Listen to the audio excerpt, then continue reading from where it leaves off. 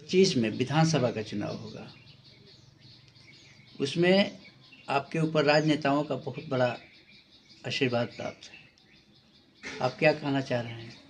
देखिए, हमारे सबसे बड़े मार्गदर्शक, अभिभावक, बड़े भाई, गार्जियन और पिता के बाद अगर मैं किसी को मानता हूँ तो बिहार के लाल और सारण के एमएलसी इंजीनियर सहितानंद राय को मानता हूँ।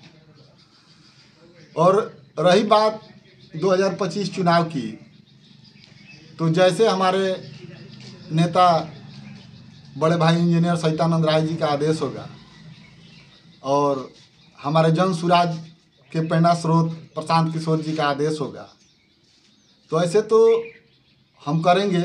लेकिन अभी फ़िलहाल तो हम अपनी तैयारी में हैं कि आप सबका सहयोग और हमारे बड़े भाई का आशीर्वाद अगर मिले तो मैं 2025 में माझी विधानसभा 114 से चुनाव लड़ने की तैयारी में हूँ। और बाकी हमारे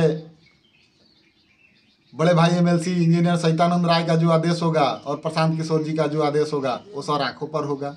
आपका क्या एजेंडा रहेगा उस जीतने के बाद? देखिए, एजेंडा तो सबसे पहले आपका भी घर माझिए है, हमारा भी घर माझिए है। इस चीज़ को आप देखिएगा कि एक तो सबसे पहले यहाँ शिक्षा होनी चाहिए। एक बहुत अच्छी बात एमएलसी महोदय ने एक दिन कहा कि मैं उस स्थिति और उस गरीबी से आता हूँ कि सुबह में अगर खाएं हम लोग तो रात को खाने के लिए सोचना पड़ता था। तो वो अव्यवस्था को बदलने के लिए हमारे ऊपर सरस्वती का आशीर्वाद हुआ तो मैं आईआईटी गया और वहाँ से जब पढ़ा तो मैं पूरे इतिहास को बदल दिया, पूरे परिवार को बदल दिया, पूरे अपने समाज के लोगों को बदल दिया, पूरे हित मित्र और साथियों को बदल दिया। तो एक शिक्षा ही ऐसी चीज़ है कि जिससे कोई भी असंभव कार्य को संभव किया जा सकता है। तो सबसे पहले शिक्षा व्यवस्था को अगर दुरुस्त किया जाए, बच्चे लोग अगर पढ़ेंगे तो आज नहीं लेकिन 10 साल के बाद तो भविष्य बदलेगा ही बदलेगा।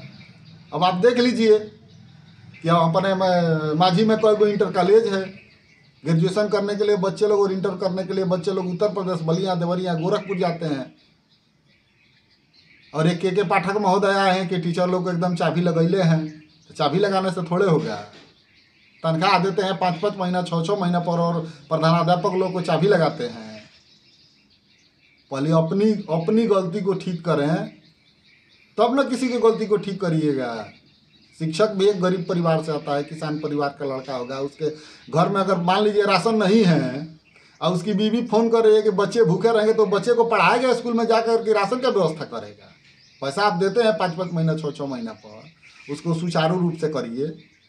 पहले उसकी घर की व्यवस्थाएं ठीक करिए जिससे उसका व्यवस्था बनेगा, तब ना उसको आप कहिए कि ये काम आप करो। आप किसी मजदूरा से मजदूरी कराते हैं, 400 रुपया मजदूरी उसको देते हैं,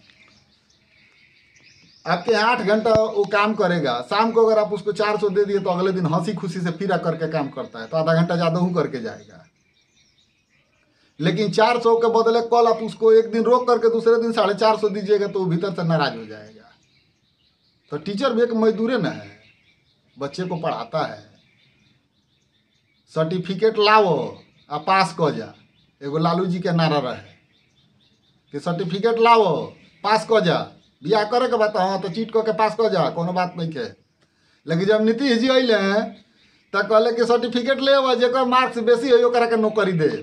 तो प्रधानाध्यापक के एगो आवेदन लिखे के पढ़े में तो दिक्कत न होगा।